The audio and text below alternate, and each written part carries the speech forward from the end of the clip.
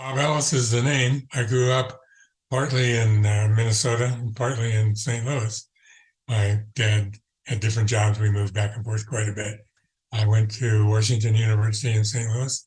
I got my bachelor's degree in electrical engineering in 1959 and a master's in applied math and computer science in 1968. Mid-'80s, I was at Boeing Computer Services, had started this consulting group, both inside and outside the company. It was engineers and mathematicians that worked on really tough problems. We didn't get to do Lauren Carpenter's Synthetic Mountains. I found out about SIGGRAPH because I was working on a project similar to what Jim Foley was doing at Georgia Tech with molecular modeling. And that brought in Andy, and I don't remember the details. It just suddenly, there was SIGGRAPH. I was almost a charter member. There were actually 2 volume 1 number 1s that were different content. I don't have them anymore, but that was kind of indicative of the casualness of the organization. My relationship past just membership with SIGGRAPH, I was on the executive committee, roughly 77 to 87. The first few years, I was vice chair. I think there was just one vice chair. I didn't have much to do, just other than being a sounding board in the committee. We didn't have enough money to travel to meetings and things like that.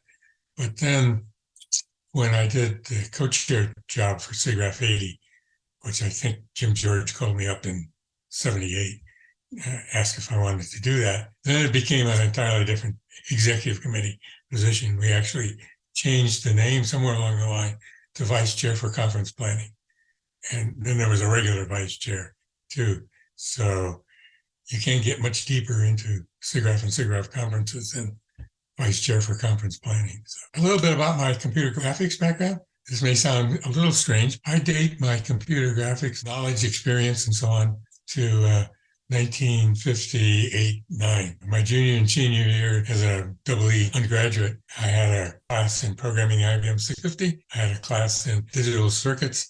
I had a class in programming general purpose analog computers. The one that's missing is how computers were put together. Back in that day, if you programmed a computer, you knew how they were put together. The analog computer class was really interesting because you set up this patch panel with amplifiers and summers and all that kind of stuff, and you use them to solve differential equations. Well, how do you look at the result? You don't have a printer, right? So you either hang a plotter or a scope on the correct part in the patch panel, and then you get to see the result. That's computer graphics. I had no clue as to what it was all about. Being a EE major, we were always hanging scope probes on parts of circuits. It was just what you did, right? But I didn't really realize until years later that that was the beginning of my experience with computer graphics. I have people that disagree with me and say that's not really computer graphics, but I hold that to be the truth.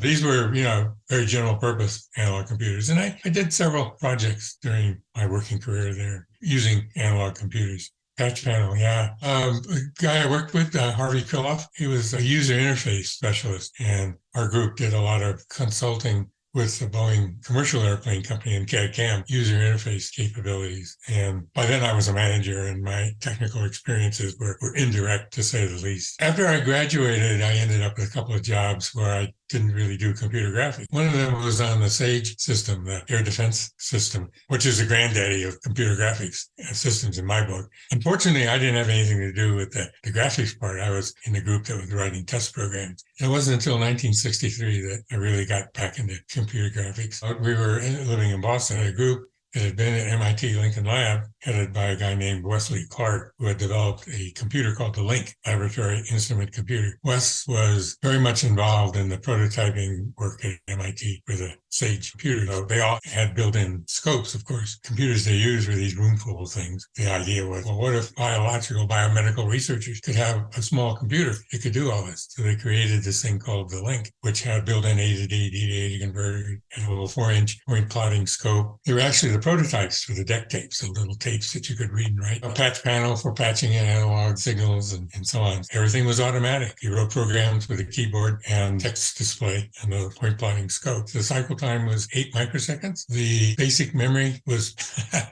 1,000 12-bit words, expandable to 2K. It was a challenge to program that thing. never did anything but computer graphics after that. What can you share with us about what SIGGRAPH was like back then in those early days of the late 70s? Actually, it wasn't a lot different than what it is now.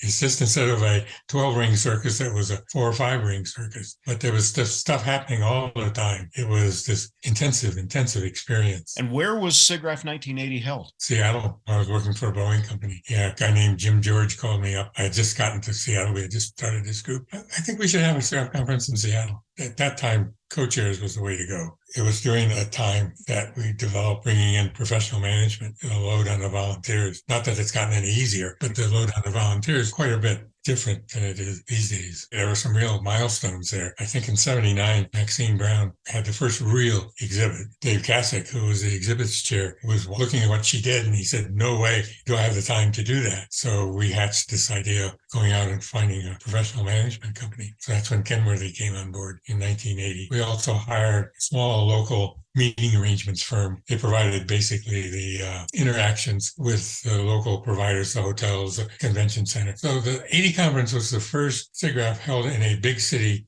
convention center. 79 was in convention center. It was a suburb of Chicago, which is a pretty big convention center. So the little local company provided mainly manpower for registration and interactions with the local providers, like counting the number of trays of hors d'oeuvres that came out during the reception, things like that. They underbid the job, and I remember looking them up the next year for something. Maybe somebody wanted to know about them. I couldn't find them. They were gone. I think SIGGRAPH sank them. That's the way it was. Do you remember who were the big exhibitors at the time? Because this is before the days of SGI, right? I have to do one of these. I don't remember. I mean, I don't recognize any of these companies. You start looking at these, and it's Comtel Corporation. Well, here's Computer Vision, Colorado Video, Conference Book Service, Inc., and other strange names like that. So it's a walk back in history. Were there courses at the time? Oh, yeah. We called them tutorials. I mean, there was a course from the very beginning. I mean, in '74, Jim Foley did some kind of introductory computer graphics class. I've got a series of graphs that show the conference statistics over those first years. It runs from 74 to 97. A guy named Robin Williams, who did the 77 conference, which was the only one I missed, had done a little article on the history of SIGGRAPH, stopped about 1980. And so I got inspired to do this. There's been this controversy about registration actually go down. Yes, it did. Started out at 600 and dipped down to 300. Kind of lost in the noise down here. The biggest thing that I had to face, executive committees, vice chair for conference planning, was this rapid growth. We were picking sites 2, 3, 4 years out because it was big enough you had to do that. By the time the conference came around to the ones you had picked out ahead of time, we didn't fit. In Minneapolis, for example, we had this really difficult problem because we didn't have room for both the technical program and the exhibits. And so we made the really drastic decision to split the exhibits, partly in some kind of a venue and partly in a hotel. As always, the technical program came first. The exhibits got split. Another thing you notice is the attendance is dramatically aligned with the kind of city you were in. When you had Anaheim and San Francisco and Boston, we had these peaks. And then we go to Atlanta. Whoever heard of computer graphics in Atlanta at that time, and Detroit, some real dips. So we learned that lesson. Your 1980 show, it looked like, represents almost double what the previous year's show had. What, 7,000 or so? To almost 15,000 when we went to Dallas. I guess that's DAO. Wow, it doubled again the following year. And look at this jump between Detroit and San Francisco. Wow. Yeah. So there are several graphs here. This was the attendees versus the number of exhibitors. And you can see how closely it tracked. The number of exhibitors into here got a little ahead because there were so many new little companies starting up then. And there's the attendees versus the size of the exhibit, and you couldn't do a better curve fit. Isn't that amazing?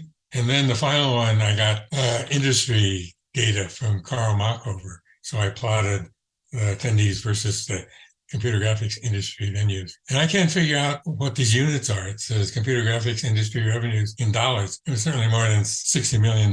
Maybe not. I don't know. I mean, I didn't really have great insight into where Carl's numbers came from. But here you can see attendance got ahead. And I assume the size of the marketplace caught up. One of the things to point out about SIGGRAPH conference history, in my view, is that there's two kinds of measures. One is how to run the darn thing, because it was really a big job.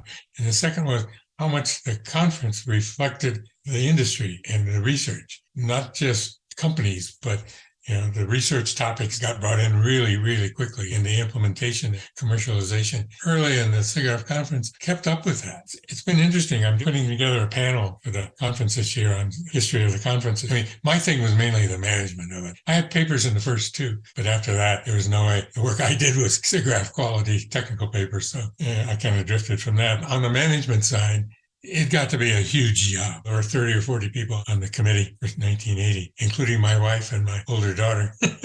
So it was a family affair to some extent. So the big thing that happened, as I've mentioned before, is the switch to professional management. 1980, we had this small company that did local arrangements.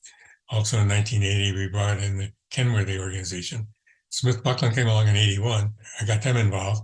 And then in 82, Cindy showed up. Those were big changes. It brought in a whole new set of issues, and that is the relationship between the volunteers and the management companies. These management companies, I mean, they do it for a living, right? And so they were saying, well, can we help you put together the technical program and stuff like that?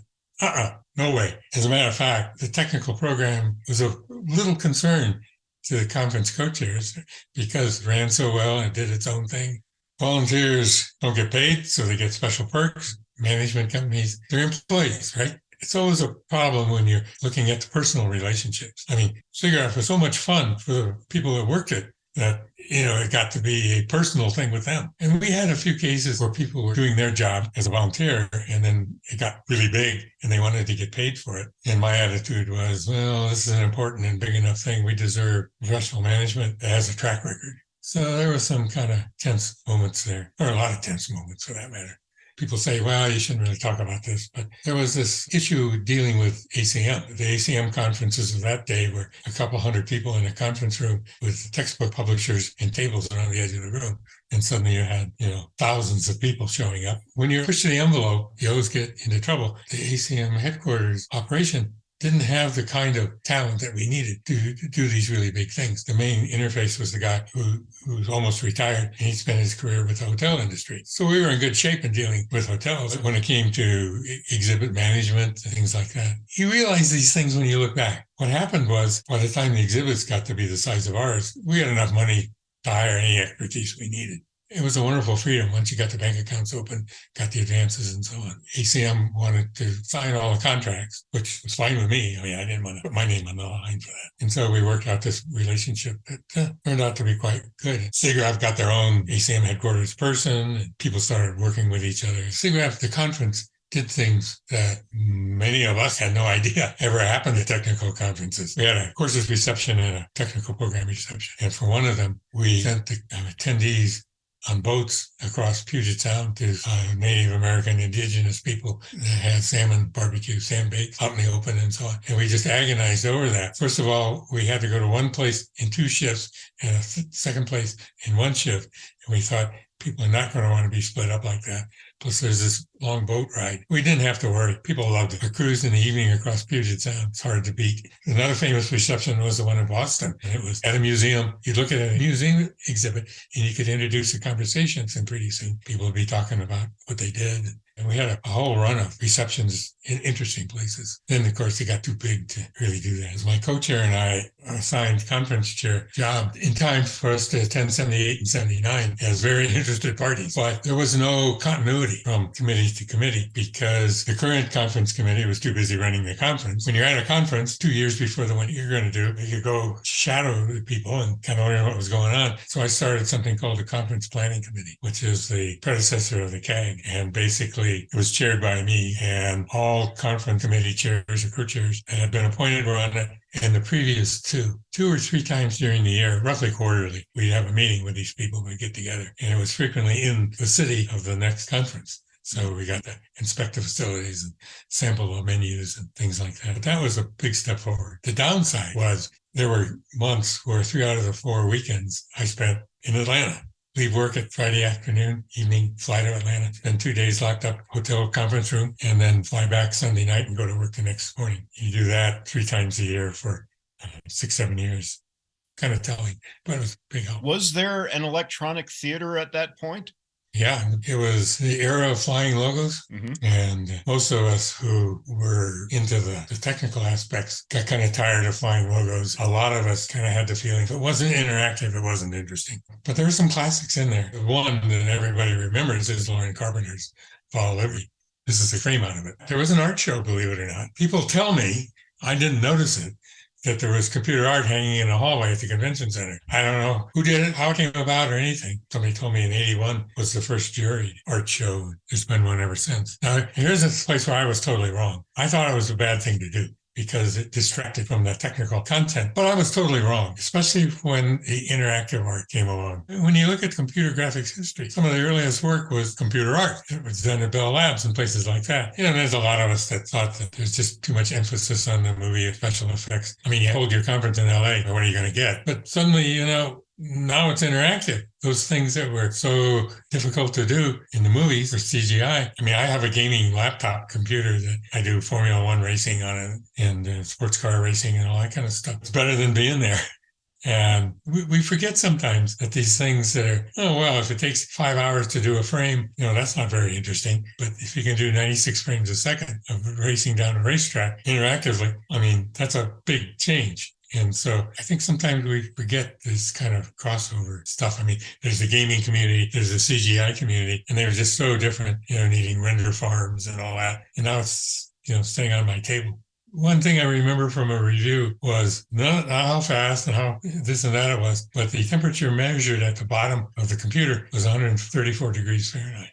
I would get a cookie rack to put it up off the tabletop. Right now, we're communicating on Zoom. You're sitting in your home. I'm sitting in my home. We're both sitting in front of computers. We can see each other. But you did this project with Donna Cox, who was our featured speaker a couple of years ago. Share with us a little bit about that experience. Well, we predicted the future. At that time, I was working for Sun Microsystems. Our VP was Wayne Rosing. The software VP was Eric Schmidt. Yeah, the Eric Schmidt. Sun had come out of the university, Stanford and Berkeley, but Sun had never had any kind of a formal university research support program. Wayne had a little skunk works on the hardware side, and he and Eric agreed to put in, a couple $1 million a year to fund two of us. We were co-managers and to support graduate students and give them hardware to work on the latest stuff. And one of the groups we supported was the supercomputer group at University of Illinois. And we got to know them. And Sun had just come out with a product, talk about a useless product, that would take analog video and display it on a digital screen on the workstation. People got involved in what you saw in that video, talking to each other using the computer like we're doing now. But nobody had ever heard of that because the video was all analog video. I had a connection with a marketing person who knew somebody at AT&T satellite services. So we used a satellite link from University of Illinois to Boston. And I remember the first time I walked up to the convention center, there was this mobile dish, big dish, sitting outside the convention center for our link for the analog video that was going to get displayed in the digital window of the Sun workstation they were using to run the simulations. It was quite a big deal. It was amazing how we do that now. That was 98. And of course, there was a connection with Tom Nafani, although he was off in Chicago. We made a point of it in the Sun booth. It was invitation only. We ran, I forget, was it one night or 2 nights? And we ran 3 showings or something like that. So seating was limited. So you had to go to the Sun booth to get a ticket. It's amazing, the project like that, how much coordination there is.